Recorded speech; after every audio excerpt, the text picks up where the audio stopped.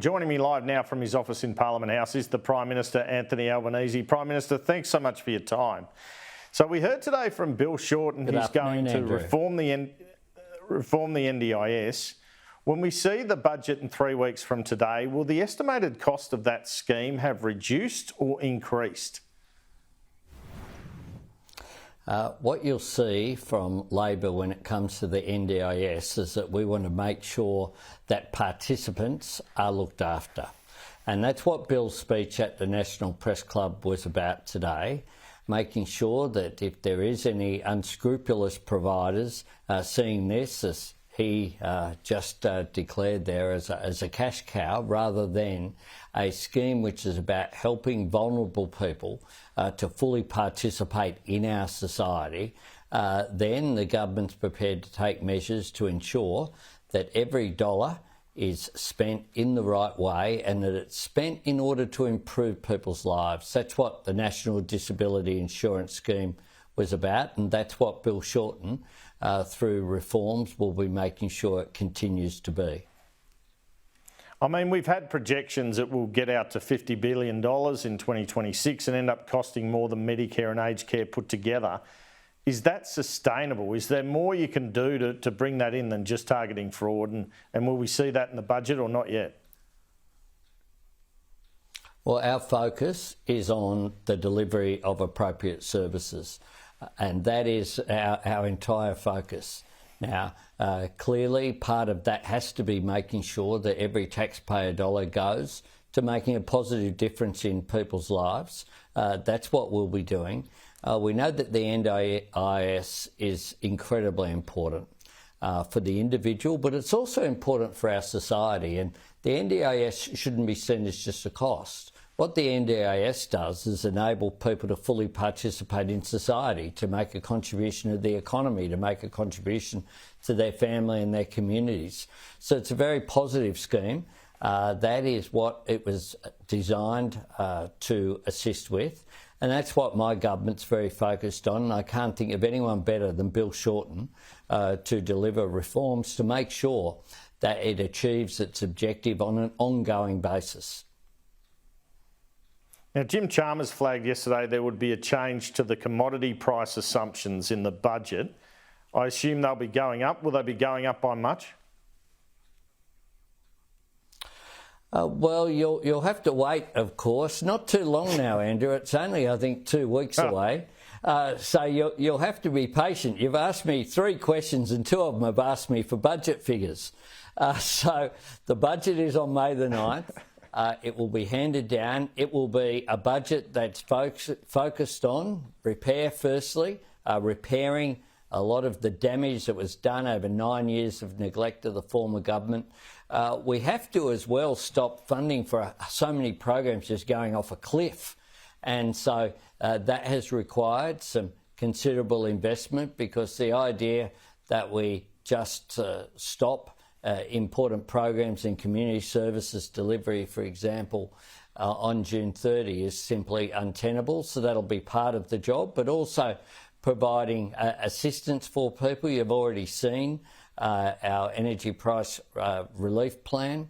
You've seen cheaper medicines. You've seen cheaper childcare comes in on July 1. But it also will be a budget of restraint as well. We recognise the inflationary pressures that are there globally, and we want to make sure that we put that downward pressure on inflation. Yeah, on spending restraint, I think the Treasurer was quoted in New York as saying it's more about that than any new taxes or increased taxes. Is that fair? Well, we're having the expenditure review committees continuing to meet today, in fact, yesterday, tomorrow. We're continuing to have these deliberations, as you'd expect in the lead up to the budget, putting the final touches on. But we are looking for areas in which we can show that restraint. We want to make sure that we as well build for the future. So when we're focused on investment, it is in part looking at, okay, how do you deal with immediate challenges but also build a stronger, more resilient economy in the future? So areas such as our investment in skills, our fee-free TAFE provides an immediate benefit in taking pressure off people's cost of living, but at the same time is addressing those skills shortages. Our National Reconstruction Fund is about making sure that we're creating jobs, particularly in manufacturing, for the future. It's an investment in Australia's future economic growth. Our childcare policy is about taking that immediate pressure off families, but it's also about women's workforce participation. It's about boosting productivity as well, so good for business. So our frame is very much dealing with the immediate challenges, but making sure at the same time we build for the future. You'd have to say that if the stage 3 tax cuts remain intact in this budget, you won't be fiddling with them in the next budget because it's pre-election. So are they pretty much baked in? Are we seeing them in their current form? Well, I've said every time I've been asked about this for some period of time that there's been no change in the government's position. Okay. Now, you have electricity bill price relief going to pensioners and the unemployed and the like. The fact you've got that flowing, does that make you more reluctant to increase JobSeeker, or is JobSeeker and single parent payments, could we see possible increases there given the cost of living crisis? Well, Andrew, of course, 2 weeks to go till budget. I know that you are anticipating greatly the Treasurer's speech during Tuesday night, May 9, 7:30. Stay tuned there. That's when we make budget announcements. But a Labor government will always look for ways in which we can provide assistance to those in need. We'll do so, of course, though, in a context. The context here is we don't want to add to any inflationary pressure, and we inherited $1 trillion of debt from the former government without any plan for future economic growth. And that's what investment in childcare and addressing skills shortages, addressing the new economy through our National Reconstruction Fund is about as well. So you'll see a comprehensive plan from the government consistent with the commitments that we took to the federal election in 2022. We fulfilled so many of our commitments in the budget that we handed down in October, but we'll be continuing to work there. And we'll also be considering the context of we're dealing with globally, those economic headwinds which are there, the pressure that's there through measures as well, like the Inflation Reduction Act, taking meaning that there's pressure on where capital's invested here in Australia compared with the United States. That is placing pressure on future economic activity as well. So we're dealing with all of these challenges. The issue of dealing with climate change presents an enormous opportunity. But I'm very optimistic about Australia's future. My government has plans for economic growth, job creation, new industries, making more things here in Australia. But we also have plans for social equity and for particularly dealing with gender equity as well. Sam Mostyn's done some great work on women's economic equality, and we'll be considering those issues as well. And of course, our environmental program is one that has opened the door again to international engagement. So you'll see in the budget as well that context, our need to be more engaged in Asia and the Pacific as well. You had a number of measures put in place in the last budget, but you'll continue to see that reflected. And you've had in the last 2 days, you've had the Foreign Minister, Penny Wong, give a substantial speech at the National Press Club, and today Bill Shorten give another substantial speech. So I'm very proud to lead a government that has ministers of substance who are out there setting a future positive agenda for Australia. And what's your reaction to Peter Dutton appointing Jacinta Price to the Indigenous Affairs portfolio today? Well, I welcome anyone being appointed. A number of people have been appointed to new positions today. I congratulate them. Jacinta Price hasn't been in the Parliament for long. It's a considerable promotion for her, and I congratulate her. I congratulate James Patterson and the others who've been promoted. But I'll leave it for the Liberal Party and the National Party to be focused on themselves. What I'm focused on and what my government is focused on is the needs of the Australian community and the Australian economy and building for the future. It just seems that the Liberals and the Nationals with another resignation today, and I do want to wish Karen Andrews well for her future. Karen Andrews, of course, has said that she won't contest the next election, and I wish her well. Peter Dutton seems to think from my chat to him earlier that he can convince people the Voice is just too far-reaching a constitutional change by the time of the referendum, and he's going to use Jacinta Price to assist him with that. What do you make of that? Peter Dutton is against the Voice. He's against the Housing Australia Future Fund. He was against manufacturing jobs through the National Reconstruction Fund. He's against energy price relief plan for households, $1.5 billion. He voted against that. He's against climate change action and climate change targets, even though the business community were unanimous in their support through the Business Council of Australia, the Australian Chamber of Commerce and Industry, the Australian Industry Group, together with the ACTU and the Australian Conservation Foundation. Not even that would convince him to say yes. So Peter Dutton can continue to wallow in his negativity. I think that Australians will judge him for that. What I'm about is having a positive agenda for the country. Do you expect to face him at the election? That's a matter for the Liberal Party and the National Party. I think that what is very clear is that they are focused very much on themselves, that they haven't come to terms with the election loss last year. And when they lost the by-election in Aston, the first time, as you know, for 100 years that the government have won a seat off the opposition in a by-election, his response was to call a party room meeting in 2 days' time, with 2 days' notice, have a meeting that determined to vote no for the Voice, but said they'd have local and regional voices and a national voice, and then do a press conference and say they wouldn't have a national voice.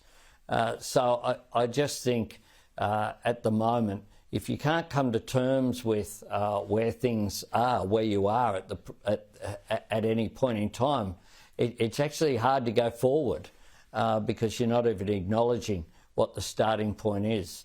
But I'll just leave Peter Dutton and those matters for the internals of the Liberal Party and the National Party. What I'm focused on is my united team that are focused on the needs of Australians.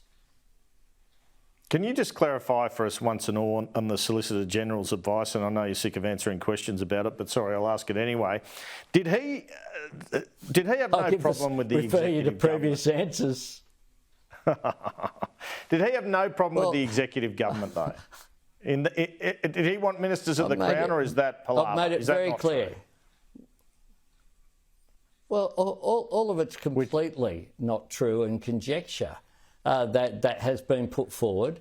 The Solicitor General's views on will be made clear through appropriate processes through the Attorney General, and you have Peter Dutton out there. Look, the coalition on these issues last week, you actually had them saying that Anzac Day would be threatened, the holding of Anzac Day, if there is a constitutional recognition of Aboriginal and Torres Strait Islander people through a voice to Parliament.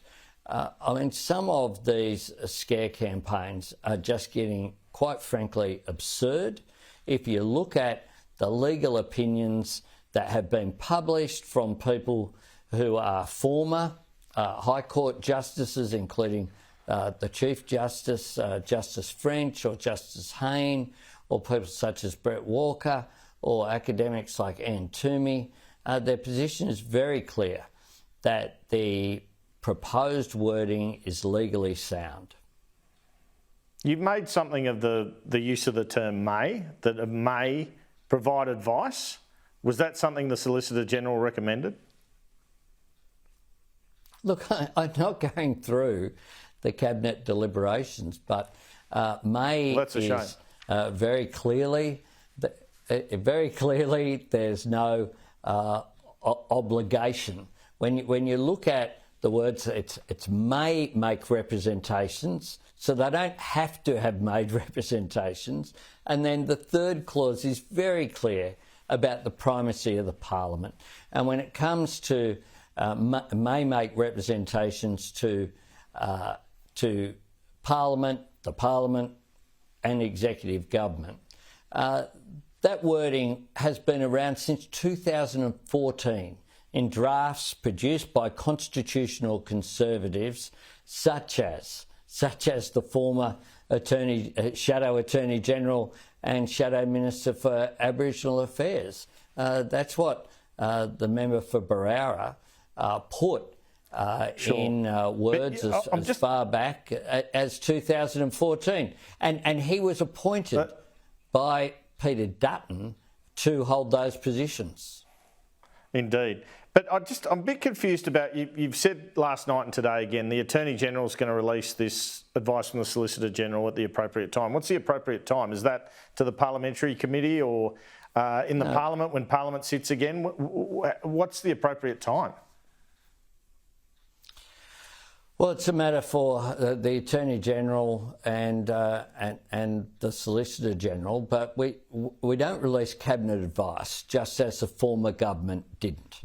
So when that is just the way that all governments have operated, I can't think of a time when Cabinet advice and Cabinet documents has been released. That's the way that the Westminster system has to operate. But there are other ways, of course, that the Solicitor General can make their views known.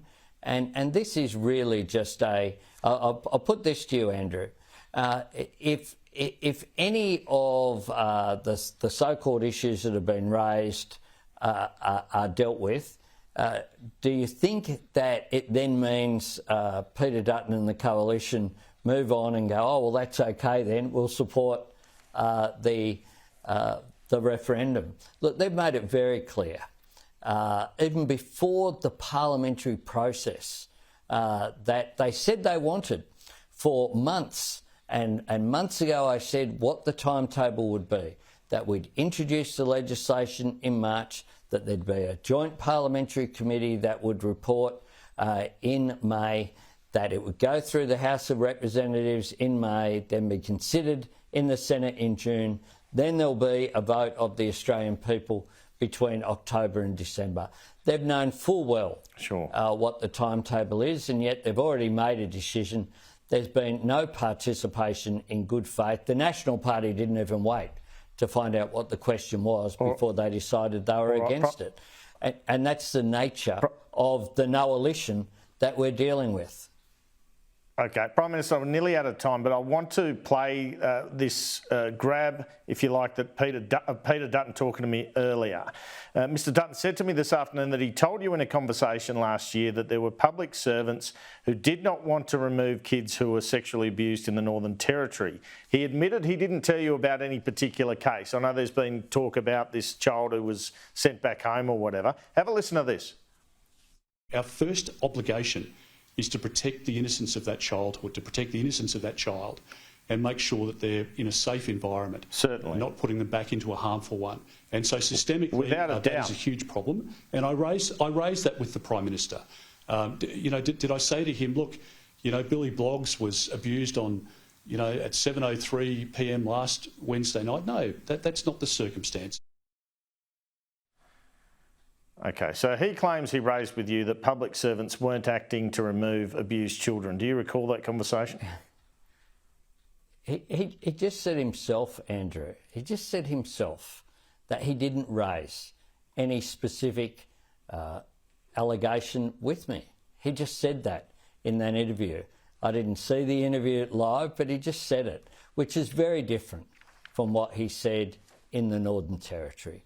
Very different, where he suggested that he had told something specifically to me. And let me tell you, if someone raised with me a specific case, and I accept that Peter, like myself, like yourself, like overwhelmingly people watching this program, if they knew about any specific child abuse, they'd find it abhorrent, and the appropriate response is to report it to the police. But, okay, so you just see it as completely different to the previous claim. He did tell Parliament on October 27, around the time I met you today, authorities are not removing children from homes where they are being harmed and abused. But you see that as different. Well, that speaks for itself, don't you, Andrew? I think it is different to the claim, but I also think, I guess what he's saying is that he raised these issues of concern that authorities were turning a blind eye, suggesting a federal intervention, I guess. What was your reaction when he did that? Do you recall that? Where's the specific allegation here, Andrew? And what you know, I find child abuse abhorrent. I'm sure Peter Dutton does too.